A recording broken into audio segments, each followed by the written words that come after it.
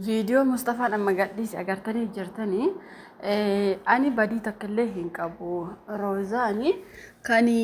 قريتشو قده نان إلالته لنا فكاته مين مون وقاكي مصطفى وقاكي تاتي أملك أبيس أتي نما قاري أوريتان كومنتيتيني فيديو روزان قافة سيدو ولين برانكي وجتني في كا إشين اتي آنتي لوكا إساق أبتي كالأتي كان فيديو sana dhaggeeffadha haga dhumaatti osoo viidiyoo sana dhaggeeffatin koomentiin barreessina akkamitti roozaan kadhatte jilba isaa qabatte luka isaa qabatte lafa qabatte nan fuuture jettee kadhatte umarratti yeroo baate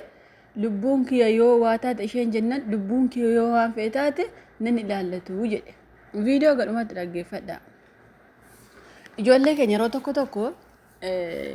ofuma keenya balleessinee kaaneetu ani badiin qabu jenna intala kana amma Mustafaani yoo amma fakkeenyaaf Saidooni luka keessi sukkuume jedhee jira viidiyoo sana keessatti ati uffata ofirraan qabdu shiita ofirraa qaba isheen jennaan atomaata ka'ee ofirraan qabdu luka kee kana kan inni si sukkuumii jiru jedhe haa ta'uuti wanti sun immoo piraankiidha maaliif jedhama ani sin barbaadu okay karaa uma nagaa dhiifama godhee fi anamma Mustafaan badii haa qabaatu haa dhiisu Mustafaalee arrabsuun barbaadu qeequlleen barbaadu haa ta'u garuu akka roozaan lubbuu isheen balleessin amma fakkeenyaaf si dhabeellee hin ta'u ani lubbuu kiyya balleessuu barbaada yeroo isheen jette yoo balleessite lubbuun kee achi ciifti malee ani harkaan sin tuqne jedhe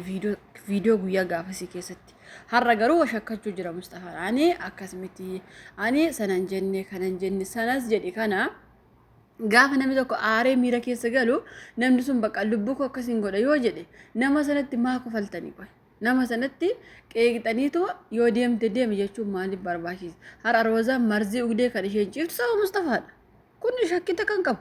amma Mustafaan har'a ganamaan ka'ee viidiyoo hojjetee gadi gadhiise okay akka ofii badii hin qabnetti gadhiisee jira garuu badii guddaa qaba inni rakkoon isaa maaliif Saidoo waliin Saidoon akkanatti sukkuumen namni shira guddaa kana dalagee daraartuudha dhugaa rabbis ni jedhamu cayyoo daraartu sana namni shira guddaa kana fuudhee irratti dalagee isheedha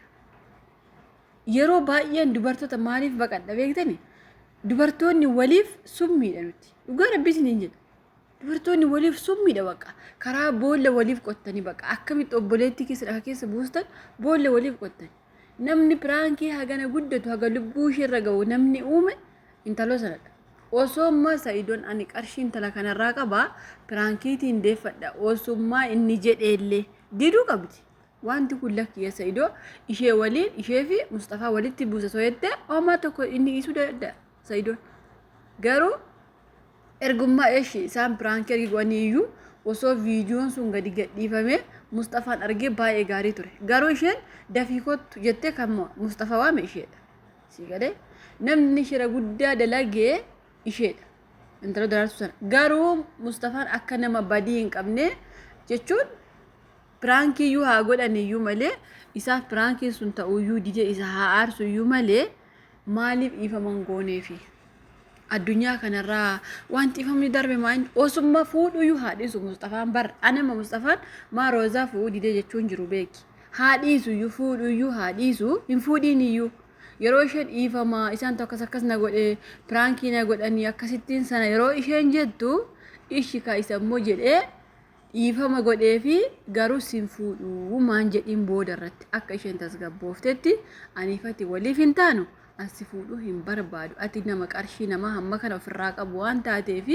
sin barbaadu jedhee ofirraa ari'uu hin danda'ama bar dhugaa rabbi amma har'a akka Mustafaan badii takkan qabaanneeti taa'ee viidiyoo fi waraabbata mucayyoo lachi marzii ugdee cinqii keessatti hin ta'u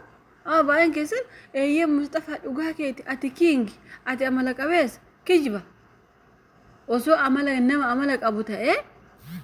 gaafa yeroo isheen dhiifama isa gaafattu dhiifama godhaafi ture dhiifama godheefiitu umarratti immoo lakki rooza aniifati wal fu'uun keenya hin danda'amu haala akkasii keessa deemaa jirra akkasitti nun baasu maan jedhiin wanta akkasii naman baasu har'a ka'anii ani isheen qoricha ogdullee ani keessaan qabu dura gorsaan ture kana jedhee sana jechaan ture inta waan akkasii hin danda'amu dhugaa rabbi Mustafaa atillee du'a roozaa keessaa yookaas immoo marzii wuushee keessaa keessa qabdi dhugaa rabbi namni harka keessaa qabu inni guddaan si osoo ati ifama gootee fi jitti naqxee qoricha dhugdu jechuudha. Akka nama waan beekne nama hin godhina. Akkuma nama bakka nuti waan akka hin beekne miidiyaa kanarra akkas nama hin godhina dhugaa rabbi. Sirriitti harka keessaa qaba Mustafaan. Akka nama harka keessaa hin qabnetti har'a ganamaan ka'ee harka ofii dhaadhatee viidiyoo ofii dalagatee gadhiifata. Hin danda'amu wanta akkasii. An duraan gorsaan ture, an akkas ture. Dura gorsaa turte mucittiin diddee miire haalaan qas jettee irraa fagaachuu dandeessa malee battalummaan akkuma namni sun qoricha oguun deebi bakka sin barbaadu bayi mana kooti ija argaa kee fedhu kana jechuun deemii ufajjeesii jechuudha. Mucittiin nama onneen ishee mi'amaa ture har'allee namni mucaa kana onnee ishee yeroo hedduu madeessu ijoollee bakkeenya Oromooti. Dhugaa rabbi ana osoo Roozaati bakka injiraami ijoollee Oromoo kana jaalachuu osoo ifte Roozaan dhugaa rabbi lammii gara biraa osoo barbaaddatte maaliif hamma onnee ishee bartanii keessa ishee bartanii gara laafummaa ishee bartanii itti taphachuu jirtan dhugaa rabbi har'a dubartiin tokko akkatti luka qabattee ifama si gaafattee agixee immoo marzii ugdee sababii kootti miti jechuun hin danda'amu sababii Mustafaatti Sa'idoon fedhu waan fedhe haa dalagu daraartuun feetu waan feete haa dalagdu namni sababii ta'u sidha hin jiru waan akkasii maaliif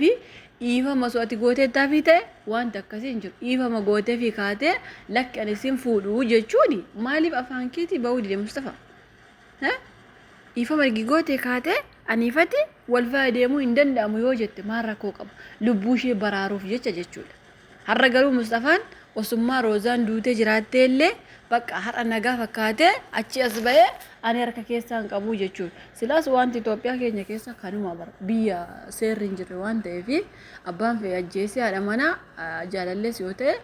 borganama as ba'ee miidiyaarra waan barbaade haasa'a. Dhugaa rabbi har'a Mustafaan akka nama badii hin qabaanne isin warri koomentii dhugaa keeti Mustafaa ati miskiina Mustafaa viidiyoon ilaaltanii eegdanii kan Roozaan lukatti kuftee kadhatte ifama kadhatte lukatti kuftee maal inni rabbi wayii ta'e moo kan namni lukatti kufeessa kadhatu abdaarii wayii ta'e moo waan maaliif inde namni tokko lukatti yoo si kufu ifama namaan goone yoo akkam gwaarre yoo namni soddu ifama gootafi dhugaa rabbiin ajaa'iba viidiyoo sana deema laala viidiyoo Roozaan gadhiifte to'isa kadhatte dadhabdeetti barka mucaan qoricha ugude inde har'a garuu tariin fayyiti Roozaan hin fayyiti kaleessallee sidiin jee jiranii isheen hin fayyiti wantaatu hin qabdu yeroo ishee cinqa ishee miidha malee qorichi suni lubbuu ishee hin baasu maaliif baay'insa hin uune waan ta'eef hin fayyiti garuu immoo osummaa Roozaan lubbuu ishee waa ta'e illee Mustafaan har'a an harka keessaa hin qabu jedhe bakka achis deeme isin warri koomentii illee warra sifachi deeme kijibu maal jettani eeyyee Mustafaa ati miskiina ati dhugaadha ati saayidha jechuu eegaltanii bara osummaa Roozaa addunyaa irra hin jiraanne illee akkanuma ati dhugaa keeti ati nama gaarii jechuuf jirtan inde isin bakka dhugaan taanes waliin hin kijibina nama kijibu waliin hin kijiba Mustafaan dhugaa rabbi harka keessaa qaba sababii isaatti kan isheen qoricha ugde sababii eenyuutti an harka keessaa hin qabu amma dirqama namni fuudhi jedhu hin jiru bara dirqamaan deemii Roozaa fuudhi hin jenne bar nutillee anillee an duruma Mustafaa kana hin jaalanne Roozaaf akkam dhugaa rabbi ani kan jaaladhe Sa'idoodha Mustafaa kana hin beeku ani hin jaalanneef siruma Roozaaf nama onnee ishee madeessuu danda'u ammallee Mustafaan maaliif namni yeroo baay'ee mataa gadi qabatu nama onnee namaa madeessu deeme dhugaa rabbi kan akka Mustafaa kanarraa soo fagaattanii gaarii innaa na ajaa'ibe dhugaa rabbi viidiyoo inni hojjetu na ajaa'ibe addunyaa kanarraa soo ati duutee bakka namni tokko si ajjeesee ka'e harka keessaa qabee viidiyoo dalagata bara inni hin qaanfattu viidiyoo isaarra ganama sa'aatii afuritti akkamitti gadhiise ilaalee xinnumallee hin qaanfatu bara ijallee sukkummatu bara gorsa hin dadhabee gorsaan ture daraarturraa siqin jedhee maalirraa siqin jedhee amma waa'in daraartuu bakka daraartuutti waa'in Sa'idoo bakka Sa'idootti waa'in piraankii bakka piraankiitti ta'ee yeroo isheen miilla si qabatte dhiifama akka ati hin goone maaltu si daangessi kana qofa gaafadha yeroo isheen lubbuun kee yoo baate immoo Mustafaa innan lubbuun kee haa baatu kaa lafatti jedhe umarratti viidiyoo sana aga dhumaatti dhaggeeffadha Roozaa jala deemaatti lubbuun kee haa baatu kaa mucaan akkas jettee kaateetti barka ishee dhaqxee immoo qoricha sana ugde har'a garuu ani harka keessaa hin qabu ani waan takka keessaa hin qabu dura itti himaan ture dura gorsaan ture akkasii bakka dhugaan jiru ilaala warri koomentii osoo koomentiin barreessiin dura bakka kam akka dhugaan jiru ilaala dhugaa rabbi ani amma namni badii guddaa shira kana haga lubbuurra kan geessise daraartuudha hin beeka. Osooma daraartuu ta'uyyuu Mustafaa dhiifama akkan goone maaltu isa dirqee kana qofaan dhibeenaan. Dhiifama godhee fi ka'ee ani sin fuudhu Roozaa aniifatti waliin taanu yoo jedhe akka isheen aarii irra darbetti yoo dubbate rakkoon maal? Afaan tokko dubbatanii ilma Oromooti intala Oromooti walii galani. Garuu akka isheen of ajjeestuufi bara. Ani yeroo baay'ee dhugaa Rabbii namoonni akka Roozaa kana onneen keessan cabe deddeebitanii jaalalan kadhatiina. Dhugaa Rabbii hin kadhatiina. Bakka Rabbiin bakka takka ganama onnee keessa takka si'a lama sadii sin cabse taanaan dhiisa bakka akkuma Rabbiin sin godhate ta'a. An dhugaa Rabbii hin kadhatiina bakka jira. Bakka Rabbiin ergi takka sin eebbifne lammaffaa sin eebbifne sadaffaa sin eebbifne sidide dhiisii ta'a obboleetti kee dhugaa Rabbii bakka haga yoomii duka namaa jala deemte nama kadhatta. Roozaan ikkoo yeroo baay'ee jaalala bakka namaaf laatti malee namni jaalala laatuufi maaliif garuu dhiirota isa kamii gadi taate amma Roozaan dhugaa Rabbii hunda keessanii oli garuu carraa dabara ilmi namaa kamu ka bareedus ka fokkisus kan gaa'ila abbatu carraa isaati malee bareedee fokkisiifis miti. Osoo akka bareedaati namni gaa'ila abbate Roozaa ture garuu akka carraati malee akka bareedinaan miti gaa'illi. Dhugaa Rabbii kanaaf warri Roozaa sirriitti itti dhiyaattanii ani himaa hin jirtan namni Roozaa dhiyaattan malee mijittii kana dhugaa Rabbii bakka gorsaniituma akkuma isheen nama hin jaalanne bakka onnee umashee akka isheen namaaf hin laanne bakka yeroo beeqa madeessu bara. Mustafaan kun illee duruma dhiisuuf yaada qaba malee namni kanaaf jedhee nama dhiisu duruma dhiisuuf yaada qaba bakka